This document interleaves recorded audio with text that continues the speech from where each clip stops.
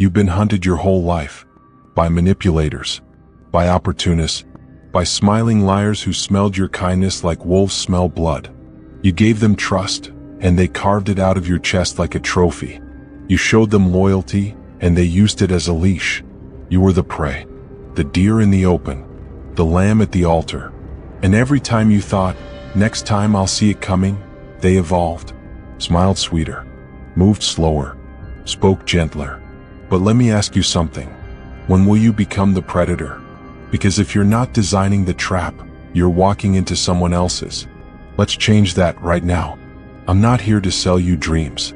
I'm here to show you the schematics of power, the blueprints of manipulation, the sacred geometry of control. And today we're building the perfect trap, a psychological fortress, a seductive snare, a social vice that bends even the strongest minds to your will. What? Because control is not evil. It is a weapon. And like all weapons, it depends on who's holding it. Are you ready to become the architect of influence? To flip the chessboard and place your enemies exactly where you want them? Then let's begin. 1. Seduction is the first thread. The perfect trap doesn't begin with fear. It begins with desire. If you startle the prey, it runs.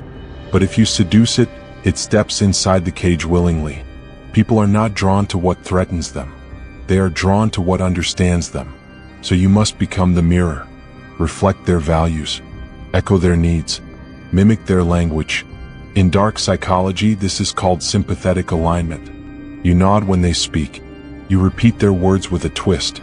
You ask the questions no one else dares. And slowly, their guard drops. Because in their mind, you get them. But what they don't see is that every nod, every smile, every me too, is another thread tightening the noose. Ask deep, identity-based questions. What drives you more, fear or pride? Mirror tone and energy within 5% range. Drop subtle compliments about qualities they are insecure about. Feed their starving ego. 2. Confusion is the bait. Once they are seduced, confuse them. Confusion creates dependence. If they can't read you, they start to seek your approval, your reaction, your validation. You become their compass. Mystery is magnetic. Predictability is powerless. Change your pace. Contradict yourself slightly. Speak in metaphors. Smile when they expect silence. Pause when they expect answers. Let them try to decode you. Because when someone is busy solving you, they aren't protecting themselves. Use layered communication. What's said, what's unsaid, what's implied. Occasionally reward confusion with clarity, like a drop of water to a thirsty mind. Never let them categorize you. Labels kill power. 3. Create a false exit. A trap with no escape is suspicious. A trap with one visible escape is irresistible. Show them an out, but make sure it leads deeper into your domain. This is the Trojan horse technique. Make them believe they are in control, that they are discovering the path, that they are making the choice. But you are the one who placed each stone. The illusion of freedom is the strongest leash ever forged. Let them walk through the door. Just make sure you built the house. Use scarcity. I don't usually offer this, but for you, let them feel they are the one who initiated the bond. 4. Anchor with emotional leverage. Now insert the hook. Anchor your presence to a moment of emotional peak. This is where pain or pleasure becomes your signature. Help them feel something deep, exhilaration, relief, insight, laughter, anything primal. Then, leave your mark.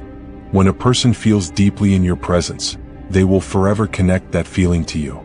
This is why cult leaders work, why abusive partners are addictive, why some influencers create armies of worshippers. Because they don't just say things, they trigger something visceral. Use dramatic contrast. Light to dark, tension to relief, calm to chaos. Use storytelling to trigger ancient emotional scripts, betrayal, redemption, fear of abandonment, need for validation. Link your presence with the breakthrough moment. 5. Lock it with identity.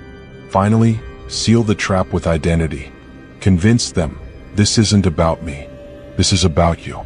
They must believe that aligning with you aligns with who they want to become. Humans would rather be consistent with their self-image than correct. So frame your influence as transformation. Make them feel seen. Make them feel chosen. Make them feel like finally someone understands their hidden greatness. This is where power becomes permanent. Because now you're not just an idea. You are part of who they are. Label them with empowering identities. You're not just smart, you're a strategist. Create rituals, shared language, symbols, gestures. Speak to their future self. The version of you that wins already knows this. Ruthless metaphor, power reframed. Think of yourself as the spider. You don't chase, you design. You craft a web so perfect, so elegant, that even the strongest creature cannot escape once they brush a single thread. Not because you're evil, but because you've spent your life in webs you didn't build. Now it's your turn. You are the architect of illusions, the composer of seduction, the engineer of irresistible traps.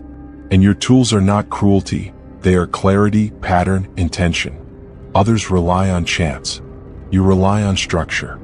Every move they think is theirs, you've inverted. They run to you thinking they're escaping. They open up thinking they're safe. They chase you thinking they're leading. This is the inversion principle, where control is gained not through force but through framing. The power lies not in domination, but in direction.